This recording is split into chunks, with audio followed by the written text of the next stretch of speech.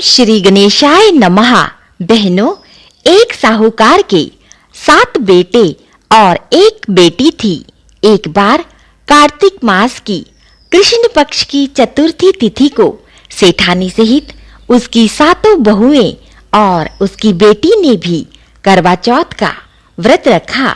रात्रि के समय जब साहूकार के सभी बेटे भोजन करने बैठे तो उन्होंने अपनी बहन से भी भोजन करने को कहा।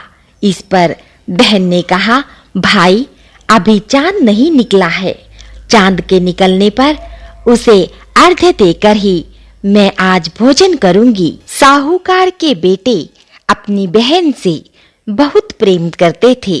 उन्हें अपनी बहन का भूख से व्याकुल चेहरा देखकर बेहद दुख हुआ।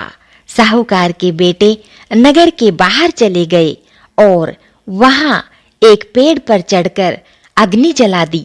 घर वापस आकर उन्होंने अपनी बहन से कहा, देखो बहन, चांद निकल आया है, अब तुम उन्हें अर्घ्य देकर भोजन ग्रहण करो।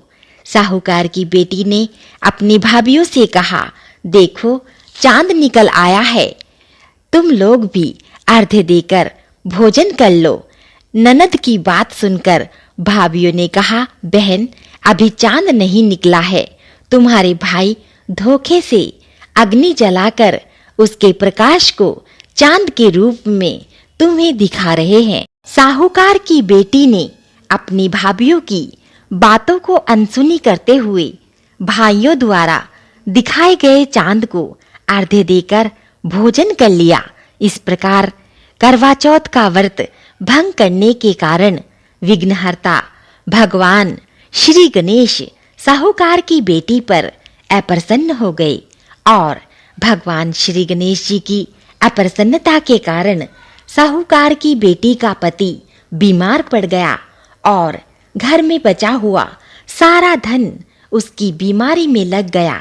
साहूकार की बेटी को जब अपने किए हुए दोषों का पता चला तो उसे बहुत पश्चाताप हुआ। उसने भगवान गणेश जी से क्षमा प्रार्थना की और फिर से विधि विधान पूर्वक चतुर्थी का व्रत प्रारंभ कर दिया। उसने सभी उपस्थित लोगों का श्रद्धा अनुसार आदर किया और तदुपरांत उसने आशीर्वाद ग्रहण किया।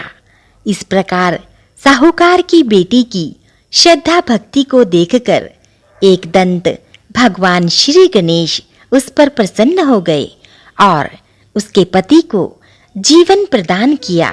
उसे सभी प्रकार के रोगों से मुक्त कर दिया और धन संपत्ति और वैभव से युक्त कर दिया।